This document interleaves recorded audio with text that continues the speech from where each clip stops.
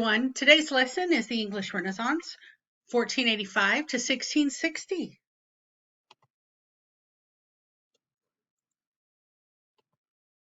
But first we have an essential question, and be sure to write it down. Remember, they're worth 10 points. How did the Renaissance change England? Now, ultimately, to answer this, you have to remember some of your early Brit notes, but we're going to find out and discuss. So what is the Renaissance? Well, first, the Renaissance is French for rebirth. Next, it began in Italy in the 14th century and in England extended past the middle of the 17th century. And finally, the Renaissance ushered in a new age of modern thinking and separated itself from a previous era called the Middle Ages. During the Renaissance, society saw a rebirth of the intellectual and artistic energies that characterized ancient Greek and Roman civilization. No more were they just dependent on the land and war to help them survive. It awakened a whole range of new interests in human beings and the world they lived in. You do not have to write this slide.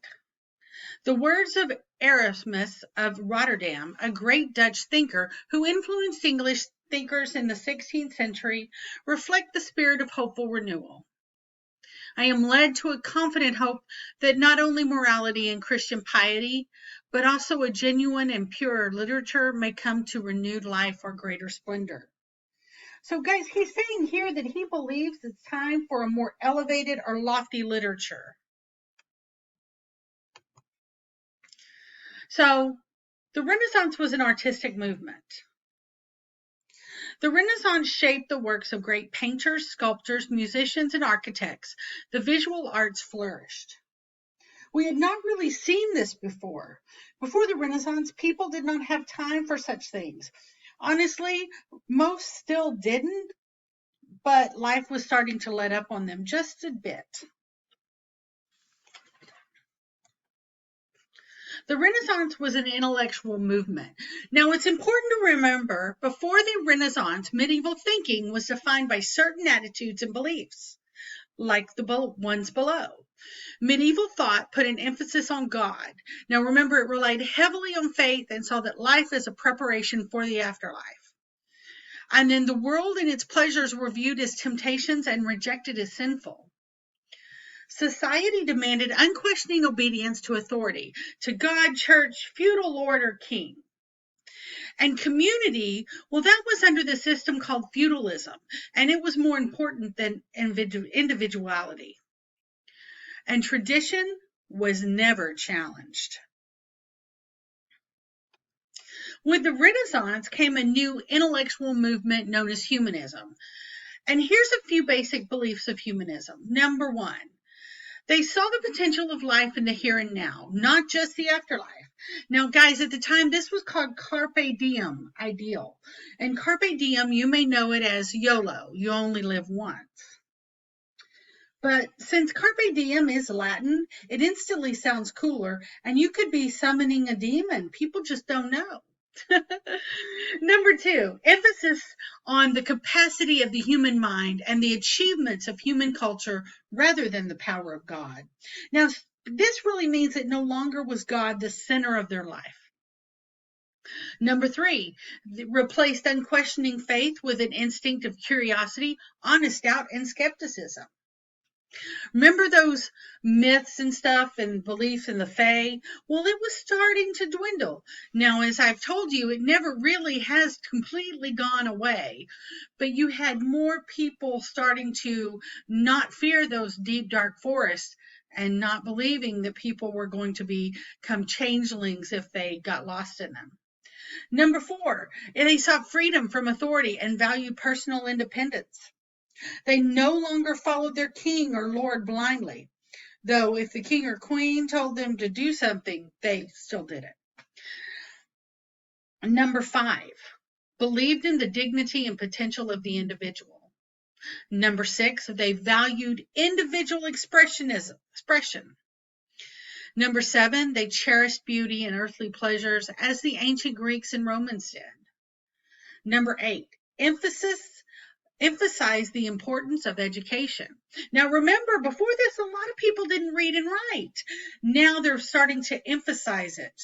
The reason and intellectual freedom moved away from that traditional study of logic, law, astronomy, and philosophy to study of subjects we now refer to as the humanities, liberal arts, grammar, rhetoric, poetry, moral philosophy, art, things like that.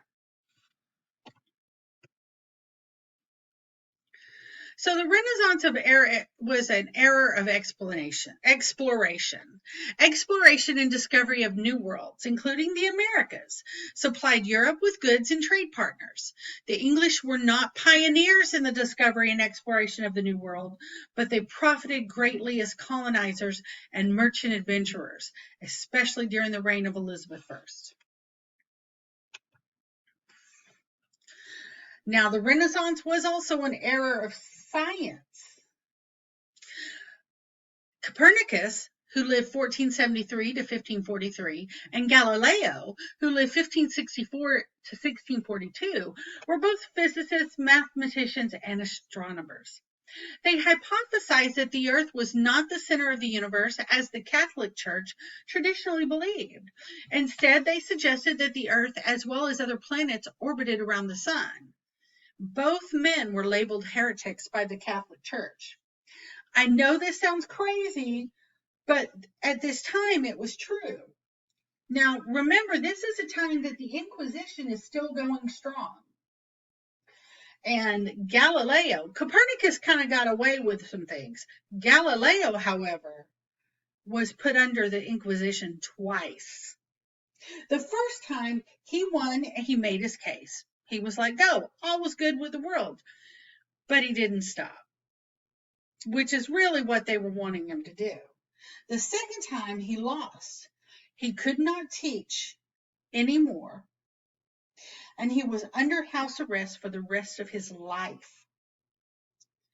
It took 300 years for the church to admit he was right. 300 years for them to say, you're right, the earth revolves around the sun. How insane is that? Now, next we have Gutenberg's printing press, and this is actually very important. It was invented in 1440 in Germany by Johannes Gutenberg and introduced in England a few decades later by William Caxton. Now, at the time when education was becoming more important, the printing press made books cheaper and more widely available to a rising middle class. In the early 15th century, about 30% of the people were liberated compared to 60% compared to 60% by 1530. So guys, the time was right for the flowering of the Renaissance literary movement. I mean, if we think about it, books before this were handwritten. If you wanted a copy of a book, you hand wrote it. The monks in the monastery were scribes. They would hand write the book like they did Beowulf, like they did Chaucer, things like that. It was handwritten.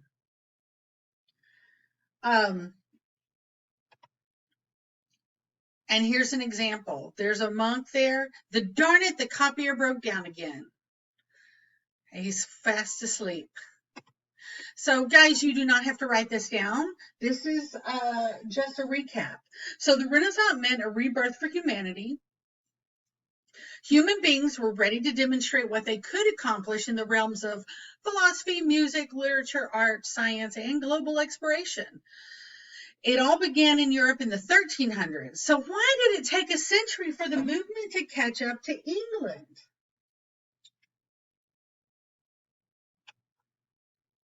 So here's one reason, or actually multiple reasons. Political instability stifles the Renaissance in England. So England was slow to participate in the European Renaissance, mainly for political reasons. The Yorks and the Lancasters battled each other for the throne in the War of the Roses from 1455 to 1485.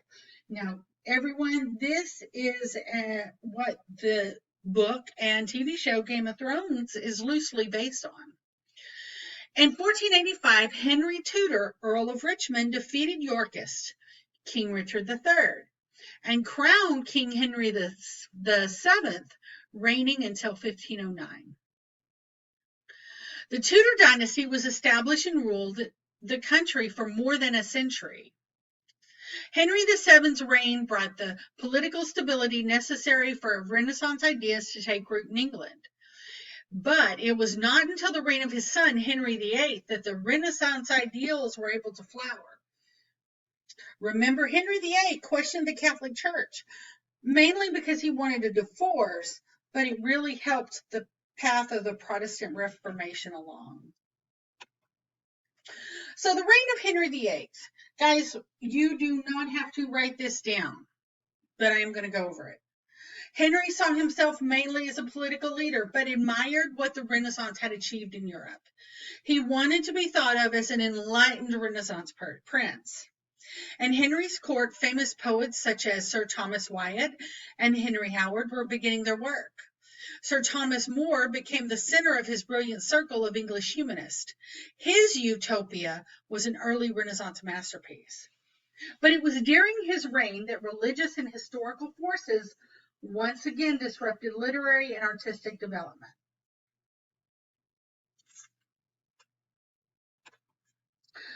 You do not have to write this down either.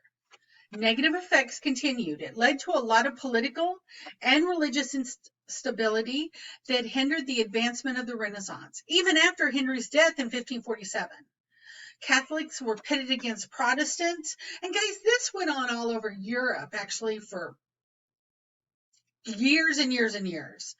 The Catholic, Edward VI reigned from 1547 to 1553. He was the son of Henry and Jane Seymour. And he continued Protestant reforms.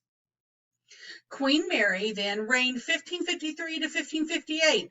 She was known as Bloody Mary. She was the daughter of Catherine of Aragon, was a devout Catholic, and married Philip II of Spain. She instituted a reign of terror against English Protestants, an attempt to return England to Catholic authority. Her time on the throne threatened England's growing national identity and allowed Spain to emerge as the dominant, most imperialistic power in the 16th century. You do not have to write this down either. Elizabeth I. Now, we need to remember her for when we start reading Edmund Spenser, which is next, and Shakespeare. She was kind of Shakespeare's boss, but her favorite poet was Spenser, as her favorite playwright was my favorite playwright, Marlowe. Now, Queen Elizabeth I.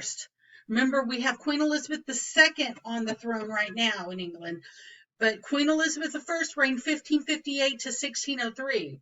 She ascended to the throne at age 25. She was very intelligent and had an excellent Renaissance education. Her tutor was Roger Ascham, a famous English humanist. She was an accomplished linguist and poet. She encouraged literary and artistic developments, which allowed the Renaissance in England to grow. She was a clever diplomat and a ruthless politician. She used her unmarried status as a way to manipulate her traditional enemies, France and Spain, who sought alliances with England through marriage to its queen. Now, guys, the one reason why she became known as the Virgin Queen was, at the time, she was the first queen to sit on the throne in England. There had never been a queen before. She was it. She's Henry's daughter and Anne Boleyn's daughter. Yes, the one he accused of being a witch and put to death. So she's got to think about her power and how she's going to rule. And if she married, even though he would be the royal consort, at the time, he might actually take the throne. So she could not let that happen. So she actually refused to marry and became known as the Virgin Queen.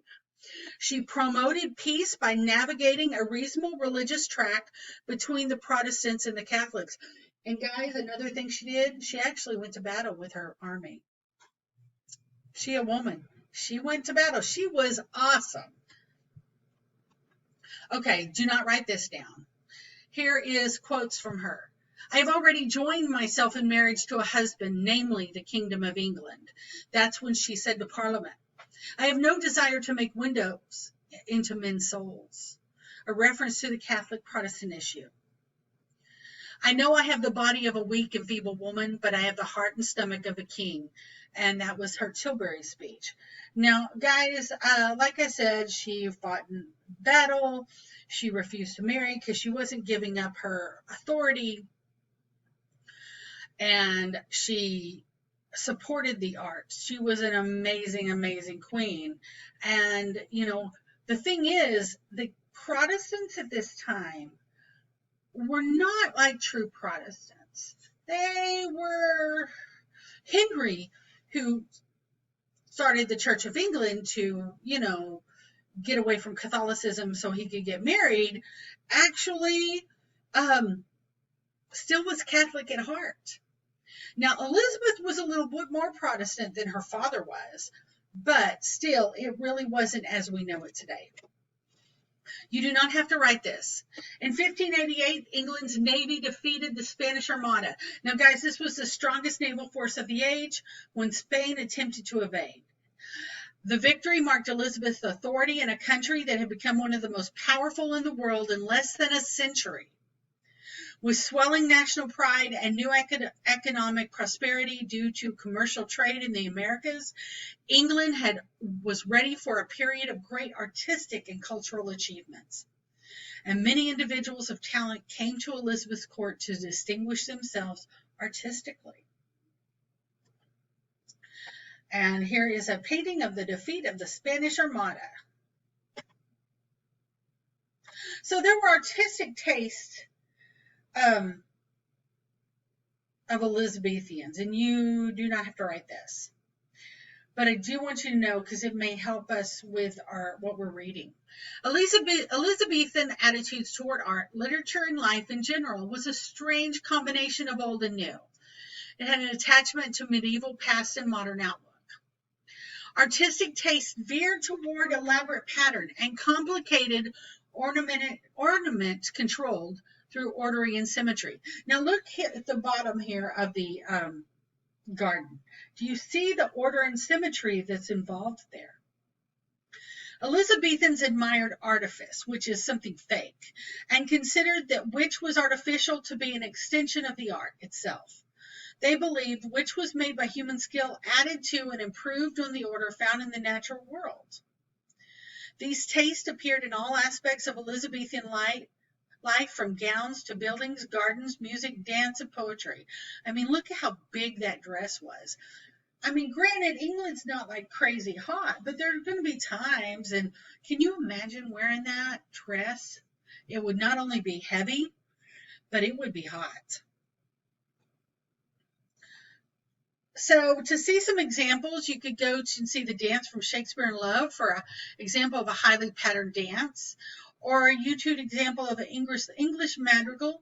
A favorite is Fair Phyllis, composed by John Farmer and sung by the King's Singers. Lots of independent vocal parts that intertwine. And I may show that in class. This you actually need to write down. Poetic conventions, mode, genres of the Renaissance. So first we have literary conventions or patterns of writing that have become habitual. That means it's constant. Renaissance poets used well-known patterns or modes of writing to convey their ideas and to arouse certain expectations in the reader. Now, one of these modes is the pastoral mode. Pastoral means country, pasture. This is the convention of a pastoral mode present a simple and idealized world of shepherds and shepherdesses who are interested in tending their flock, falling in love, and poetry. The values of this mode are leisure and contentment with a simple country life. Now, guys, if you know anything about country life, it's not really leisurely. Unless you are independently wealthy and you get to walk around a lake all day and write poetry like we see later with our romantic poets. But it is not leisurely at all. It's a lot of hard work. And I'm sure those shepherds and shepherdesses were not just laying around reading poetry to each other. They were working. Then there's the satirical mode. Now, this mode of writing ridicules the flaws of society, such as greed and corruption, and it makes fun of them. Then there's the lyric mode, and it's concerned with praise and love, celebration of nature, and the good life that comes with independently wealthy people. Specific genres within this mode include hymns, odes, ballads, and sonnets, which we will be looking at. Sonnets were among the most popular lyric poems and often explored love's beauty and cruelty, the eternity of the written word, and the religious devotion. Next, we have tragic mode, and it's often written in a genre known as a complaint. The chief convention of the complaint is that of a ghost of someone who has fallen from a high place, bemoans his fate, and warns others. The warning carries a moral lesson. Then there's the erotic mode. This includes lush and elaborate descriptions of physical beauty, delight in the pleasures of the senses, and frank eroticism. Now, is this erotic like we know it today? I'm going to tell you right now, it's really not. So don't get too excited. Then there's the heroic mode. Values, honor, courage in battle, loyalty, leadership, and endurance. It often involves the glorification of a nation or people. The chief genre was the epic. Remember, we've talked about the epic from the early Brits. A long, exalted poem written in a high style based on a heroic story from a nation's distant history. Now, we have the actual last epic that's a true epic written in the 1600s by John Milton, and it is Paradise Lost. And it is absolutely beautiful. The ironic thing about Paradise Lost, guys, is you will see pieces of it on television and in movies. The ideals that come from about God and the devil being a fallen angel and, and all that really doesn't come from the Bible. It comes from Paradise Lost. That's how much an epic can get ingrained in a society. This was written in England in the 1600s, and we're still not only reading it, but we're still referencing it. Never underestimate the epic. And here's our Works Cited, and from where we got some of this information. And I hope you enjoy it.